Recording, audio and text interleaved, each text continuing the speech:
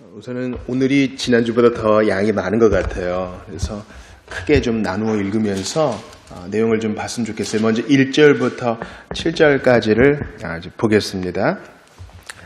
합독을 하죠. 천천히 시작. 여호와께서 이르시되 패역한 자식들은 화 있을진저 그들이 계교를 베푸나 나로 말미암지 아니하며 맹약을 맺으나 나의 영으로 말미암지 아니하고 죄의 죄를 더하도다. 그들이 바로의 세력 안에서 스스로 강하려 하며 애굽의 그늘에 피하려 하여 애굽으로 내려갔으되 나의 입에 묻지 아니하였도다. 그러므로 바로의 세력이 너희의 수치가 되며 애굽의 그늘에 피함이 너희의 수욕이 될 것이라. 그 고관들이 소안에 있고 그 사신들이 하네스에 이르렀으나 그들이 다 자기를 유익하게 하지 못하는 민족으로 말미암아 수치를 당하리니 그 민족이 돕지도 못하며 유익하게도 못하고 수치가 되게 하며 수욕이 되게 할 뿐임이니라.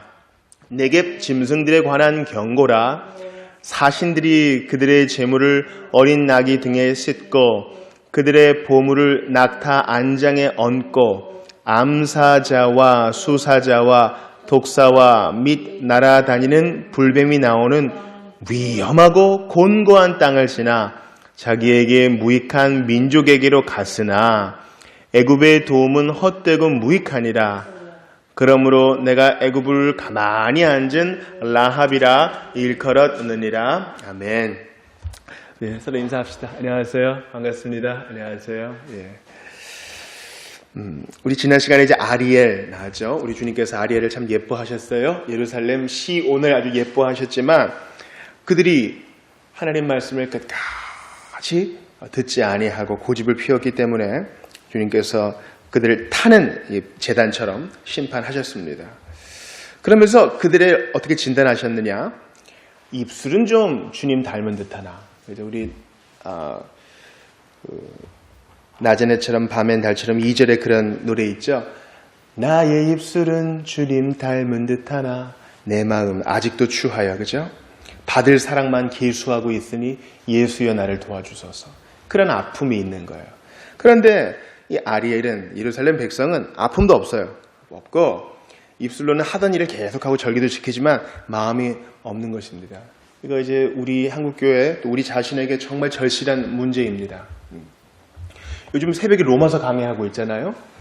이 복음이 즉 3장 20절까지 계속 내리눌러요. 계속 모든 사람이 다 죄 아래에 있다. 정죄 아래에 있다. 임박할 진노가 있다. 마지막 심판대가 있다. 이거 지금 누구한테 하는 얘기예요?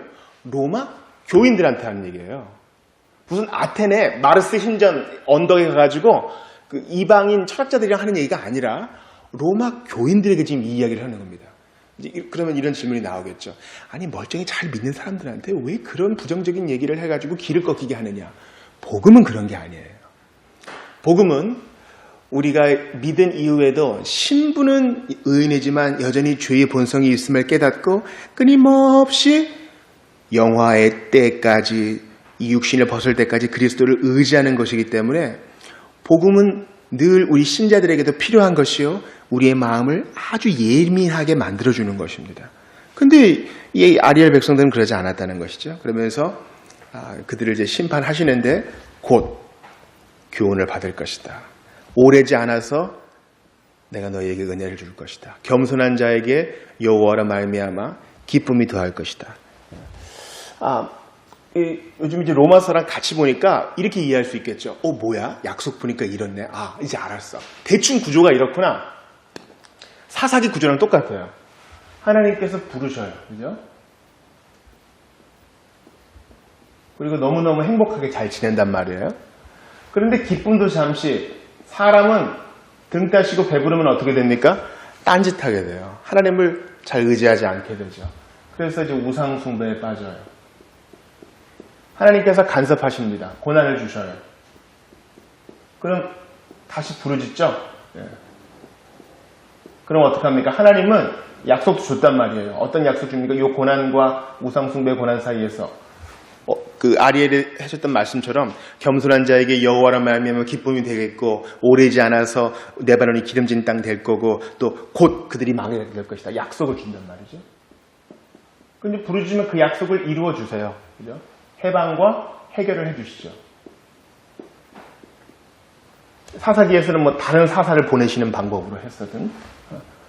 그럼 이제 다시 이렇게 돌아가는데 이걸 딱 보면서 이제 로마서의 바울의 논객이 그러는 거예요. 이거 뭐야? 계속 역사가 이러네. 그러면 하나님께서 이렇게 해결하시는 일들, 역사들, 하나님의 일하심이 더 잘 나타나려면 죄를 좀 더 지면 됐겠구나. 바울이 뭐라 그래요? 그럴 수 없느니라 그러잖아요. 그래서 지금 죄를 먹고 마시면서도 예리한 양심의 감각이 조금 남아있어요. 그러면서 언젠가는 돌아갈 거야 하는 사람들이 있습니다. 언젠가는 돌아가더라고요. 근데 너무 나이 많거나 병상에 누워있거나 더 이상 손을 쓸 수 없을 때에야 돌아가게 되는 일이 많습니다. 우리가 시간을 허비할 필요가 없어요. 알면 고난당하기 전에 주님이 친히 매를 대시기 전에 알아서 순종하는 주님 기뻐하시는 자녀가 되어야 하는 것입니다. 오늘 30장은요 아주 실제적인 말씀이에요. 특별히 1절부터 7절까지 봤잖아요. 저는 이 1절부터 7절까지를 중심으로 좀 오늘 메시지를 보고 나머지 8절부터 33절은 그것에 대한 어떤 서포트하는 구절로 좀 보기 원해요. 왜냐하면 이 1절부터 7절이 아주 실제적인 말씀이에요. 자, 우리 주님께서 누가 화가 있냐? 누가 화가 있느냐 그랬습니까? 계교를 베푸는데 이 계교는 나쁜 거 아니에요. 지혜롭게 계획을 세우는데 30장 1장의 1절에 나로 말미암지 아니하며. 그죠? 하나님께 할까요 말까요? 다윗처럼 물어보지 않고 머리만 짜내는 사람에게 화가 있다 그래요? 또 나의 영으로 말미암지 않고 뭐하는 사람? 맹약을 맺으나. 이것은 이제 국제적인 약속이죠. 성도의 일생도 마찬가지입니다. 하나님께 여쭈어 보지 않고 죄에 죄를 더하도다 이 말이에요. 이제 저희 아들이 얼마 전에 그러는 겁니다. 저는 학원을 안 다니니 크리스마스 선물을 땡겨 주십시오 하는 겁니다. 크리스마스 선물이 이제 뭐 레고 같은 건가 봐요. 그래서 그러면 이것을 한번 기도해 보자. 예, 기도하고 하나님께서 응답하실 걸 기다리자. 근데 어떻게 그걸 듣느냐는 거예요. 아이들은 그렇게 물어볼 수 있죠. 하나님께 물어보는 건 좋아요. 근데 많은 분들이 물어보세요. 그러면 물어봤는데 응답은 어떻게 받습니까? 하나님이 음성으로 들려주시나요? 자, 우리가 사무엘상 하나 보면은 다윗이 하나님께 여쭈어 보았을 때 하나님은 다윗에게 알아들을 수 있게 말씀으로 귀로 들려주셨어요. 그래서 오늘날 사람들도 요구합니다. 왜 요즘은 하나님이 그렇게 안 하시나요? 다윗은 우리와 달라요. 똑같은 죄인이지만 그는 기름 부은 왕이요. 또 이른바 선지자의 역할도 했어요. 또 수도 없이 광야에서 예배를 드렸던 제사장, 예배자의 모습도 가지고 있어요. 그러니까 그는 이제 계시의 전달자예요. 다윗이 얼마나 많은 시편을 썼습니까? 하지만 이렇게 음성을 들었던 다윗보다 우리가 더 유리한 위치에 있어요. 우리에게 뭐가 있어요? 다윗 때 완성되지 않았던 구약 성경이 있고요. 다윗은 선지서 없었거든요. 그죠? 네.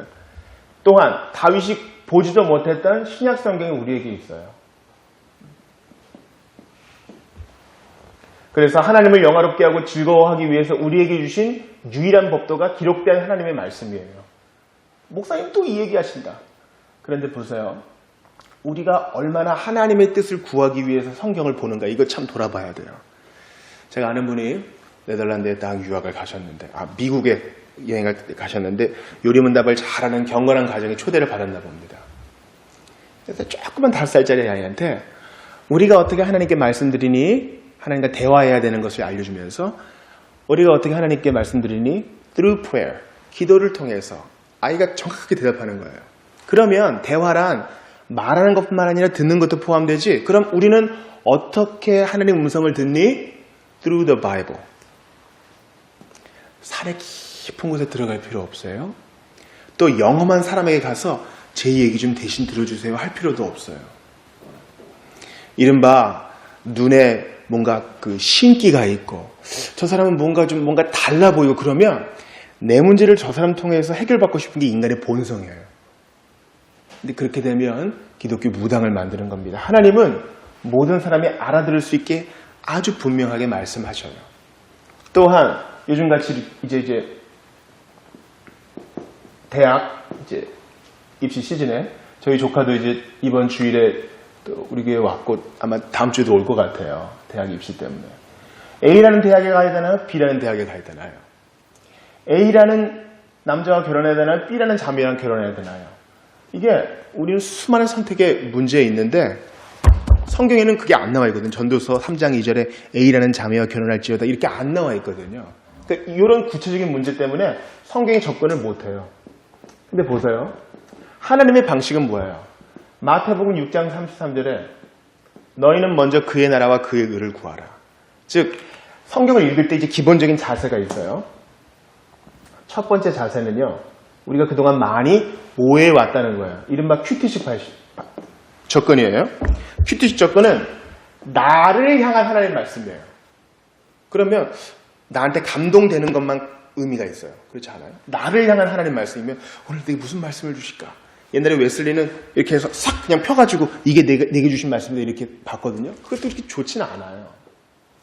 그러나 진지하게 성경을 통독해 나가는 성도는요. 오늘 본문을 그냥 읽어요. 그리고 나를 향한 하나님 말씀이 아니라 하나님께서 이 말씀을 어떻게 그리스도 안에서 이루셨는가. 하나님 중심, 그리스도 중심으로 읽어나가요. 나한테 해결해야 될 여러 가지 문제가 있는데도 먼저 그 나라와 의를 구해요. 자, 하나님의 입장에서 이렇게 하는 사람 예뻐 보이지 않겠어요? 그에게 나의 길을 보이리라. 먼저 그 나라와 그 의를 보면 모든 것, 이 모든 것 중요해요. 이 모든 것을 너희에게 더할 것이라 그랬어요. 이 모든 것은 뭐가 포함돼요? 우리가 선택하고 결정받고자 하는 모든 게 포함돼요. 그래서 그것이 평안한 마음이든 주변의 도움이든 갑자기 걸려들어온 전화 한 통이든 간에 마태복음 6장 33절 말씀을 붙들고 성경 앞세우는 사람은 절대로 헤매지 않아요. 성령께서 주관적으로 그의 마음에 정말 견딜 수 없는 불을 주셔가지고 바르게 선택하게 하십니다. 혹 잘못 선택해도 이런 예쁜 마음이 있는데 그냥 두시겠어요? 근데 오늘 30장 1절에서 이들은 그렇게 하지 않고 죄에 죄를 더하도다. 예배는 드리는데 말이에요. 이 사람들 29장 보니까 절기 잘 지키던 사람이었어요. 뭐 갑자기 성전을 회파하고 이런 사람들이 아니라고요. 멀쩡히 교회 잘 나와서 11조도 하고 봉사도 하고 자기 차례 되면 대표기도도 잘 하고 이런 사람들이었습니다. 그런데 죄에 죄를 더하도다 이런 꾸중을 들으니 우리 정신 바짝 차려야 되는 것입니다. 자, 2절 보세요. 그들이 바로의 세력 안에서 스스로 강하려 하여 애굽의 그늘에 피하려 하여 애굽으로 내려갔을 때 나의 입이 묻지 아니하였다. 또 묻지 않았다 그랬죠. 사울이 왜 죽었습니까? 왜 버림받았습니까? 왜 하나님께서 기름 부으신 것을 후회했습니까? 나에게 묻지 않았다 이거예요. 그런데 2절에 보면은요 3번이나 여러분 동그라미 한번 쳐보세요. 첫 번째 바로 나오죠. 그리고 두 번째 애굽의 그늘 나오죠. 우리 주님은 애굽의 그늘이 아니라 나에게 그늘 아래 피하라 그랬지 애굽의 그늘 아래 피하라 그러지 않았어요. 또 2절 후반에 애굽 나오죠. 애굽. 이렇게 3번 나와요. 또 2장에 하나님에 대한 것은 어디 있어요? 그들이 30장 1절에 보니까 그들이 나의 영으로 말미암지 않고 처음 나오죠.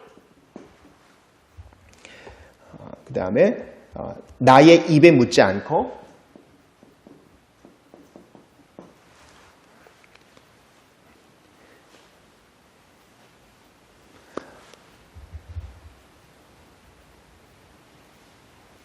그 다음에 30장 1절에 나로 말미암지 않고 나 이렇게 나옵니다. 그러니까 바로에 대한 거 3번, 하나님께 대한 거 3번이 나와요. 그러니까 완전한 불신이죠. 하나님께 대한 불신. 주님께서 이런 말씀하실 때 얼마나 마음이 아프시겠어요? 지금 찾아보죠.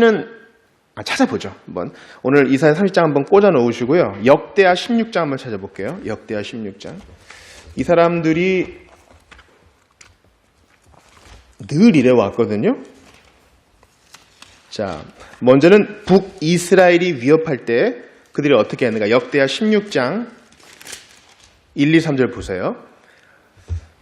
자, 제가 1절 읽을 테니까 2, 3절 한번 여러분들 읽어보시죠. 역대하 16장 1, 3절.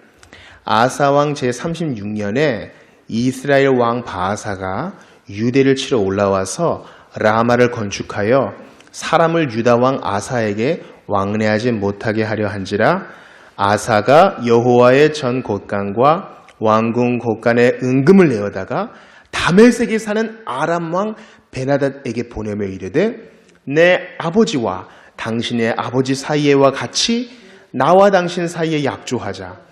내가 당신에게 은금을 보내노니 와서 이스라엘 왕 바하사와 세운 약조를 깨뜨려 그가 나를 떠나게 하라 하매. 예. 그래서 이것 때문에 선지자 하나니한테 이제 혼나지요. 천하의 유다 왕이, 다윗의 후손이 이런 누추함을 보낸 겁니다. 하나 더 찾아볼게요. 역대하에서 열왕기하로 보죠. 열왕기하 16장 7절. 열왕기하 16장 7절에 보면은 이번에도 아람과 북이스라엘이 위협할 때 어떻게 했나 보시죠. 열왕기하 16장 7절. 자, 한번 같이 읽어볼게요. 열왕기하 16장 7절 시작. 아하스가 아수르 16장 7절 시작. 아하스가 아수르 왕 디글랏 빌레셀에게 사자를 보내 이르되 나는 왕의 신복이요 왕의 아들이라.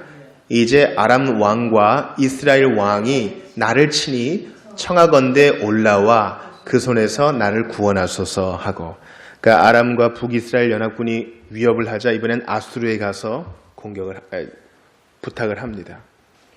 이게 별로 도움이 안 돼요. 결국 이렇게 해서 얻은 것이 없습니다. 아수르는 자기 원하는 것만 빨아먹고 정을 주지 않았습니다. 끝끝내 돕지 않았어요. 그래서 열왕기하 18장 21절에 보니까 랍사게가 어떻게 힐난하냐면요. 들어보세요. 이제 네가 너를 위하여 저 상한 갈대 지팡이 애굽을 의뢰하도다.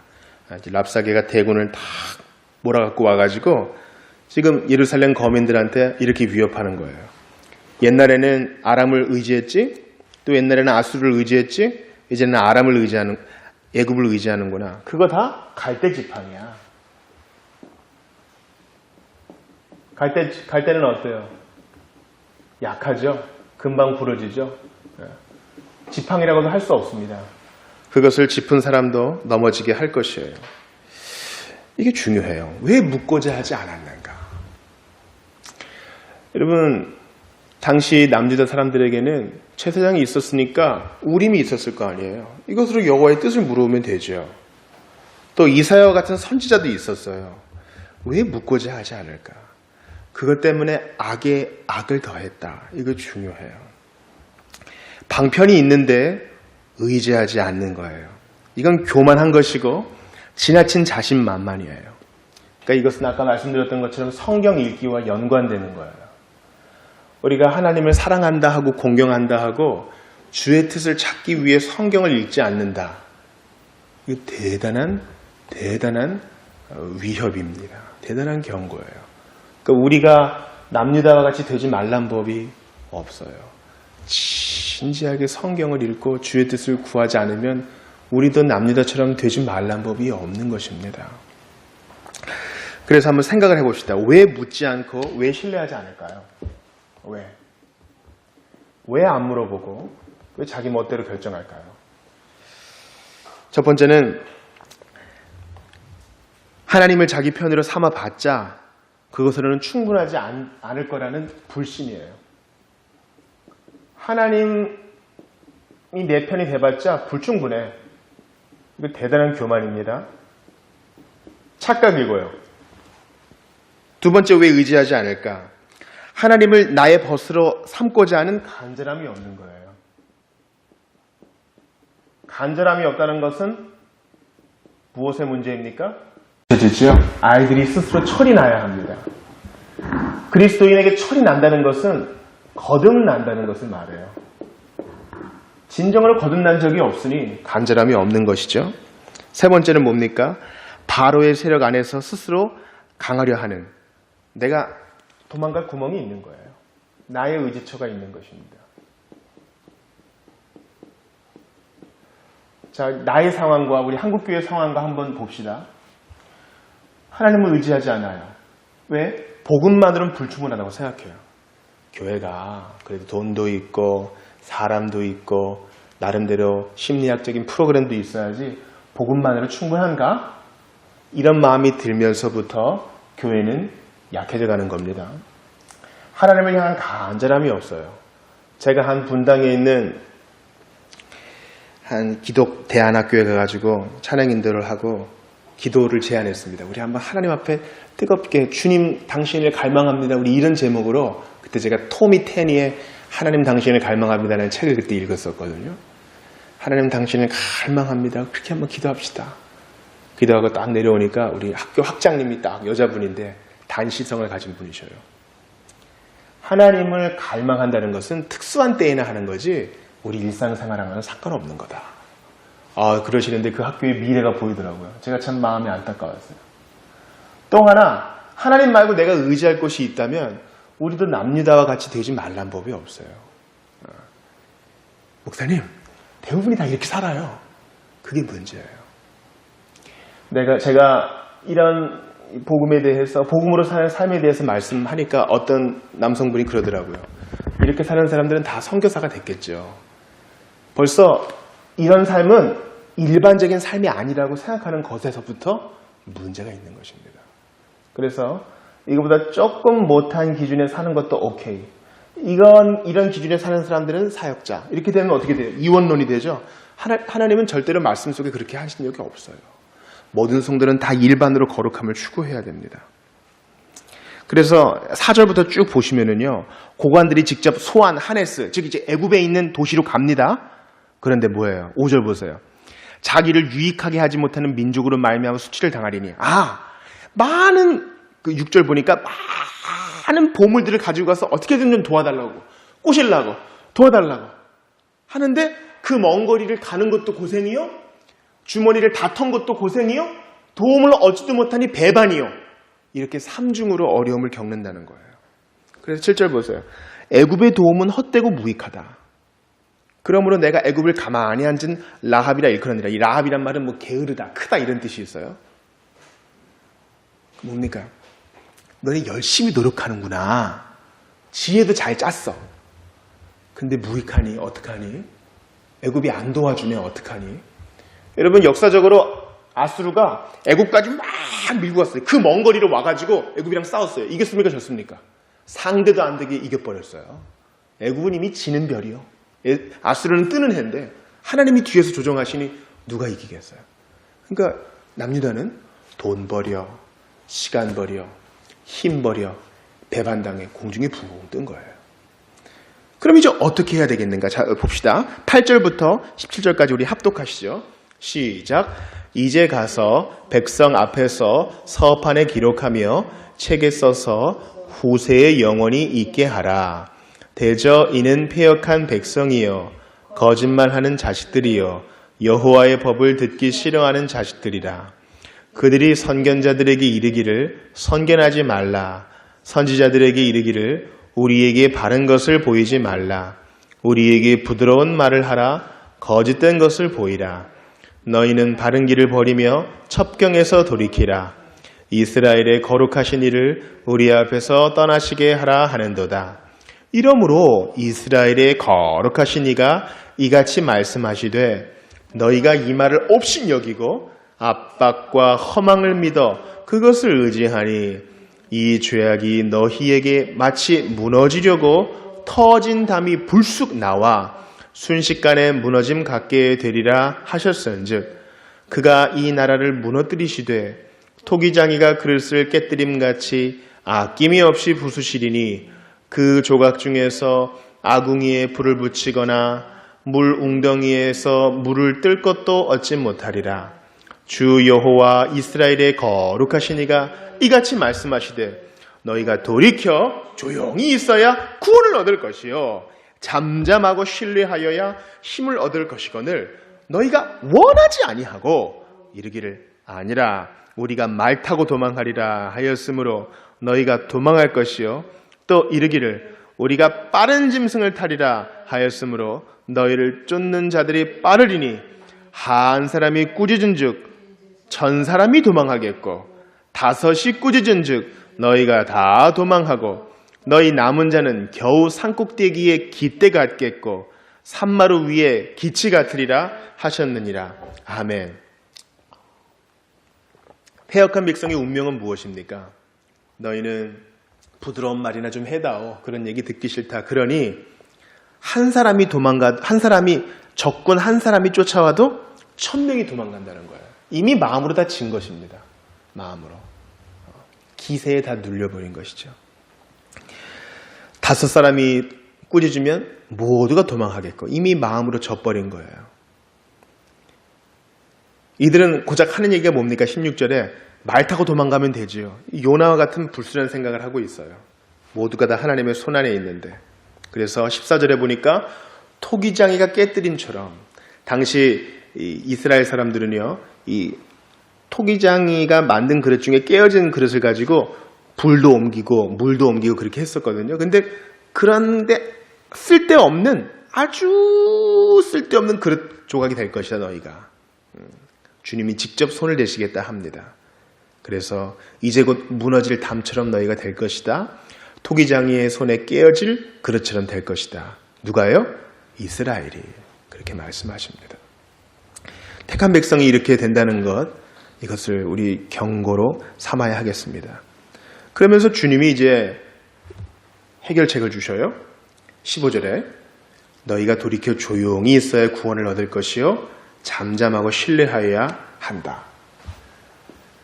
나의 영혼이 잠잠히 하나님만 바라며 들레지 아니하고 우리 어른들 표현으로 덤비지 아니하고 고요히 주님을 바라는 것이 우리의 힘입니다. 주님이 답을 다 알려주셨는데 15절 후반에 보세요. 너희가 원하지 아니하고. 지금 마음이 없는 거예요. 이제 계속 말씀드리는 것은 뭡니까? 하나님께서 우리의 마음을 좀 만져주셔서 하나님을 계속 고파하고 비신자들에게는 이러면 내가 안 되겠구나 하는 마음을 주셔서 하나님께 스스로 돌아가고, 탕자에게 무슨 일이 일어났어요? 마음의 변화가 일어나서 아버지께 돌아가야 되겠다. 이런 마음의 변화가 일어난 거잖아요. 이런 마음의 변화가 있어야 돼요. 우리 교우들 가운데서도 하나님께서 이 마음의 변화를 일으키기 위해서 주변 환경을 변화시키시는 분들이 좀 있어요. 때때로 사업도 좀 건드리시고 건강에도 손을 대시고 자녀 관계에도 조금 문제가 생기게 하셔서 스스로 돌이키게 하시는 겁니다. 우리의 마음 없음을 불쌍히 여기시는 하나님 없이는 우리는 절대 이 상황을 이겨내지 못해요. 자, 이제 잠잠히 신뢰하여야 구원을 얻는다는 것을 주님이 이제 발전시켜서 말씀하세요. 자, 18절부터 26절 합독합시다. 시작. 그러나 여호와께서 기다리시나니 이는 너희에게 은혜를 베풀려 하심이요 일어나시리니 이는 너희를 긍휼히 여기려 하심이라. 대저 여호와는 정의의 하나님이시라. 그를 기다리는 자마다 복이 있도다. 시온에 거주하며 예루살렘에 거주하는 백성아, 너는 다시 통곡하지 아니할 것이라. 그가 내 부르짖는 소리로 말미암아 내게 은혜를 베푸시되 그가 들으실 때에 내게 응답하시리라. 주께서 너희에게 환난의 떡과 고생의 물을 주시나 내 스승은 다시 숨기지 아니하시리니 내 눈이 내 스승을 볼 것이며 너희가 오른쪽으로 치우치든지 왼쪽으로 치우치든지 내 뒤에서 말소리가 내 귀에 들려 이르기를 이것이 바른 길이니 너희는 이리로 가라 할 것이며 또 너희가 너희 조각한 우상에 입힌 은과 부어 만든 우상에 올린 금을 더럽게 하여 불결한 물건을 던짐같이 던지며 이르기를 나가라 하리라.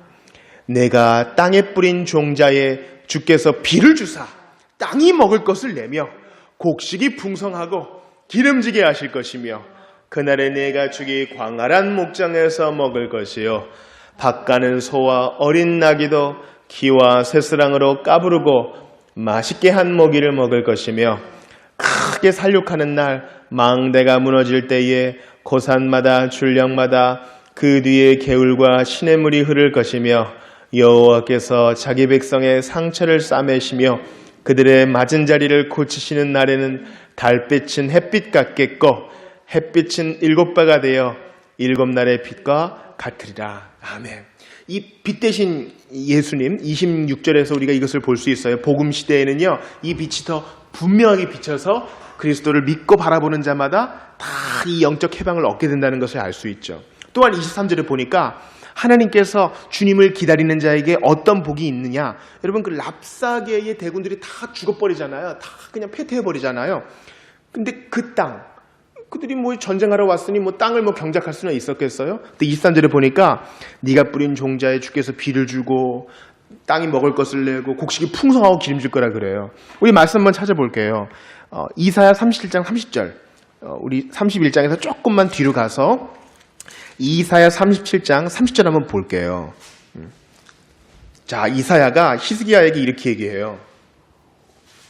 37장 30절. 자, 주님께서 아수르의 대군을 패퇴시킵니다. 그리고 나서 안심하라 하면서 이런 말씀 주세요. 30절 읽습니다. 시작. 왕이여 이것이 왕에게 징조가 되리니 올해는 스스로 난 것을 먹을 것이요 둘째 해에는 또 거기에서 난 것을 먹을 것이요 셋째 해에는 심고 거두며 포도나무 심고 그 열매를 먹을 것이니이다. 지금 전쟁 때문에 꼼짝달싹 못하는 백성들이 첫째, 둘째에는 하나님이 주신 것을 먹는다는 거예요. 이게 이사야 30장이 얘기한 그대로 되는 겁니다. 근데 이 복이 누구에게 임한다? 여호와를 기다리는 사람. 여호와를 기다리는 사람. 18절 보세요. 여러분, 이런 건 외워야 돼요. 그를 기다리는 자마다 복이 있도다. 우리 짧은 거니까 한번 외워봅시다. 그를 기다리는 자마다 복이 있도다. 시작. 그를 기다리는 자마다 복이 있도다. 우리가 이렇게 좀 그 군인들은요, 훈련소 가면 이 포켓에 들어가는 신약 성경, 시편 성경 묶은 거를 이렇게 줘요. 항상 가지고 다니라고. 대부분 버리는데요. 우리 성도들도 성경을 늘 갖고 가까이 가면 좋아요. 그래서 필요할 때마다 사람들에게 이런 구절이 있어 이렇게 알려주고, 모르면 또 암송해서라도 들려주고, 참 좋은 거예요. 그를 기다리는 자마다 복이 있도다. 젊은 교역자가 항상 깨닫는 것이 있어요. 신앙생활은 마라톤이요. 가장 중요한 덕목은 인내와 기다림과 오래 참음이다. 그것이에요. 기다리는 건 넉넉히 기다리지 않아요. 예수님께서 지혜로운 처녀들 비유 말씀하시죠. 기다리는 자는 딱 준비를 하고 기름을 예비하고 깨어있고 잠을 쫓아내고 신랑의 모습을 그리면서 적극적으로 기다려요. 그냥 넉넉히 올 테면 오시오 하는 게 아닙니다. 주님이 지금 뭐라 그러셔요? 덤비지 말고 여기저기 뛰어다니지 마. 지금 하나님께서 너를 향해 좋은 계획을 갖고 있어. 잠잠히 주님을 좀 기다려. 그 문제에 대해서 한 시간도 기도 안 하고, 그 문제에 대해서 간절히 눈물 흘려보지도 않고 네가 스스로 응답 만들어가지고 뛰어다니면 그게 뭐니? 주님이 그러시는 거예요.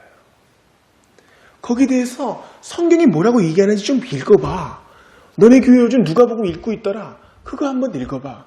주님이 그러셔요. 때로는 두꺼운 신학서적을 1000페이지 읽는 것보다 복음서 2장 읽는 게 더 100배, 1000배 좋을 때가 많아요. 얼마나 명쾌해요. 단순하고. 그래서 이런 고백이 터져나온다니까요. 하나님, 전 이제 됐어요. 전 이제 받은 거나 다름없습니다. 전 이제 만족합니다. 이런 고백이 나오게 됩니다. 돈 때문에 전전긍긍하는 자를 향해 주님이 디모데전서 6장 6절 지족하는 마음이 있으면 경건이 큰 유익이 되느니라. 안심하게 하시는 거예요. 이런 복이 누구한테 온다고요? 기다리고 잠잠히 신뢰하는 자에게. 여러분, 이거 배워야 돼요. 이 말은 뭐 아무것도 하지 말라 그런 거 아니에요. 우리 최대한 노력하고 성실하게 살아야 됩니다. 그러나 지금 아수르의 문제, 나라가 지금 뭐 빼앗기느냐 마느냐 이 큰 문제 앞에서 우리가 할 수 없는 걸 인정하고 기다리는 거예요. 히스기야가 그 랍사계의 더러운 편지를 하나님 앞에 쫙 펴놓고 이거 어떻게 하는 거 제가 못하는 거 아시잖아요. 도와주세요. 기도하는 것입니다. 분주하게 뛰어다니는 것을 이제 내려놓고요. 하나님 앞에서 거룩함 잠잠함으로 참아 기다리는. 왜냐면 우리가 기다린다고 하지만 기다리시는 분이 위에 계셔요. 주님은 은혜 베푸시려고 더 기다리세요. 아직 아니야. 첫 아이 낳으려고 산부인과 가니까요. 주일을 2시에 갔거든요. 의사가 없잖아요. 마음이 초조해요. 늘 진료받이는 의사가 없어요. 그냥 간호사 몇 명밖에 없어요. 선생님 언제 오세요? 언제 나와요? 기다리세요. 첫 아이는 좀 늦어요. 기다리세요. 그렇게 14시간을 진통을 했잖아요. 그렇습니다. 다 때가 있는 거예요. 주님이 지금 딱 선물을 기다려놓고 준비해놓고 크리스마스가 되면 줄 거야 했는데 우리는 그 전에 안달복달하는 사람과 똑같은 것입니다. 자, 우리 27절부터 마지막 절까지 이제 합독합시다. 시작.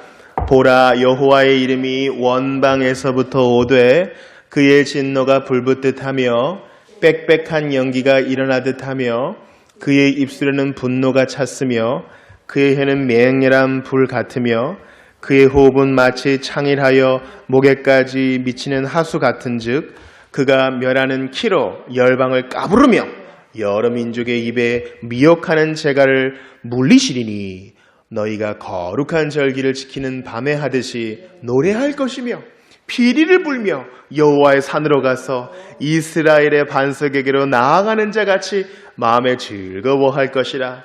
여호와께서 그의 장엄한 목소리를 듣게 하시며 혁혁한 진노로 그의 팔에 치심을 보이시되 맹렬한 화염과 폭풍과 폭우와 우박으로 하시리니 여호와의 목소리에 아수르가 낙담할 것이며 주께서는 막대기로 치실 것이라. 여호와께서 예정하신 몽둥이를 아수르 위에 더하실 때마다 소고를 치며 수금을 탈 것이라. 그는 전쟁 때에 팔을 들어 그들을 치시리라. 대저 도벳은 이미 세워졌고 또 왕을 위하여 예비된 것이라. 깊고 넓게 하였고 거기에 불과 많은 나무가 있은즉 여호와의 호흡이 유황개천 같아서 이를 사르시리라. 아멘. 여러분 특별히 33절에 이 마지막에 읽었던 이 단락은 뭡니까? 하나님의 구원은 잠잠하고 신뢰하는 자를 대우하시고 동시에 완악한 자는 심판하시는 데 있는 거죠. 33절의 도벳은 바로 흰놈의 골짜기 게헨네라고도 부릅니다. 이스라엘 성 밖에 쓰레기장이 있어요. 쓰레기를 태우려면 요즘은 안 하죠. 예전에 학교 다닐 때는 소각장에 가서 다 쓰레기 태워야 됐잖아요. 소각장에 항상 불이 끊어지지 않아요. 그게 게헨나 지옥이에요. 심판받는 곳. 하나님의 백성을 괴롭히고 끝까지 회개하지 않는 자는 게헨나에 떨어지게 된다는 겁니다. 그리고 하나님을 잠잠히 신뢰하고 예수 그리스도를 바라본 자는 주님이 대우해 주신다는 것이에요. 그래서 주님이 우리를 노래하게 하신다. 이런 놀라운 변화가 복음 안에서 하나님 말씀을 잠잠히 믿고 기다리는 사람에게 일어난다 하는 것이에요. 자, 그러면 오늘 말씀이 간략하게 정리가 됩니다.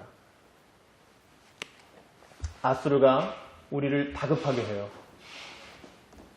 지금 예수님 오시기 지금으로 한 700년 전, 지금으로부터 한 2700년 전 일이에요. 2600년 전 일. 근데 그때나 지금이나 사람들은 항상 다급했어요.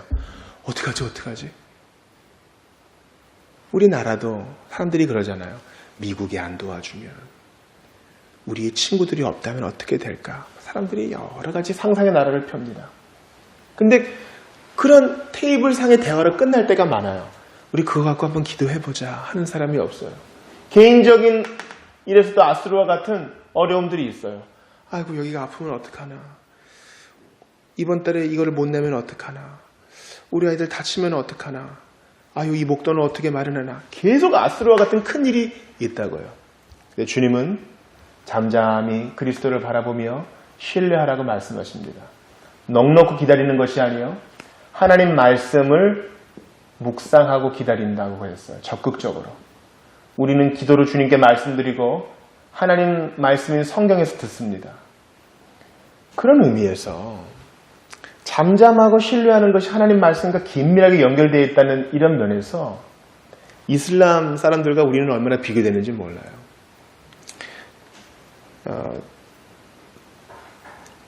그 사람들 경전을 꾸란이라 그러거든요. 우리나라는 주로 코란이라 그러는데 그 사람들 발음으로는 꾸란이에요. 신약성경 정도 분량이 되는데 거기에 뭐 모세 얘기도 있고 아담 얘기도 있고 예수님 얘기도 있고 그래요. 예수님은 실패한 선지자 그런 거죠. 그 사람들은 꾸란을 볼 때 우리처럼 우리는 뭐 이렇게 밑줄도 긋고 표시도 하고 이러잖아요. 꾸란에 표시하는 사람은 죽어요. 하여튼 큰 벌을 받아요. 그들의 경전인 꾸란을 보기 위해선 다 손을 씻고요. 봐야 돼요. 여행 중인 사람은 모래로라도 손을 씻고 봐야 돼요. 그런 거예요. 그리고 이걸 암송합니다. 암송해요. 그렇게 많은 분량이 아니니까. 이슬람 교도들이 하루에 몇 번 기도해요? 5번 기도해요. 메카를 향해서. 그래서 가끔 TV나 우리 주변에서도 보잖아요. 갑자기 때 되면 이렇게 기도하잖아요. 납작 엎드려서. 그들의 기도 보셨죠? 앞사람 엉덩이에 정수리가 붙도록 그냥 납작 기도해요. 그 사람들이 유럽에 있는 똑똑한 사람들이 왜 이슬람으로 개종하는지 아세요? 대단한 거예요. 나는 지금 세금 때문에 정신 못 차리고 있는데 그런 거 신경 안 쓰고 절대자에게 그렇게 경배하고 자기 아이들 돼지고기 안 먹게 학교에 딱 나와서 체크하고 그런 모습에 감동을 받는 거예요. 그 말도 안 되는 거지만 그런 열렬한 모습에 일생 동안 한번 메카 메디나 가서 그 검은 돌 주위에 한번 좀 돌아보고 싶어가지고 일생 동안 돈을 모으는 그 순전함에 저기 뭐가 있구나 하는 거예요. 꾸란을 사랑하고 거의 암송할 정도로 읽습니다. 잘못된 것을 믿는 사람들도 이 정도인데 제대로 된 것을 믿는 우리가 그 정도도 못 따라간다면 상당히 조심해야 되는 것입니다. 열성으로 따지면 여러분 불교도를 우리가 따라갈 수 있어요.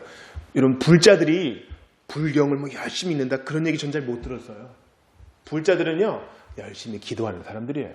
근데 그 기도의 열정이 참 우리를 능가합니다. 잘못된 것을 믿고 있지만 근데 우리는 제대로 된 유일하신 하나님 십자가에 달리신 예수 그리스도를 믿는데 좀 잠잠하지를 못하고 너무 들래요.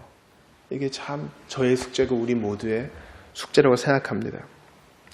총신대학교 조직신학 교수 중에 문병호 교수님 계셔요. 정계개혁 기념주일에 세미나를 하셨는데 이분이 그래도 우리나라에서 제일 큰 교단에 가장 또 존경받는 교수님 중에 한 분이거든요. 근데 참 마음이 뜨거운 분이셔가지고 이태원에 개척을 하셨어요. 그래서 딱 이 자에다가 전도용 자를 만들어가지고 총신대학교 교수 문병호 해서 사람들한테 막 나눠줬는데 오피스텔 얻어서 예배 드리시는데 우리 예배당 한 반 정도밖에 안 돼요. 그래서 어린이들 예배할 땐 누군가 나가 있어야 된다고.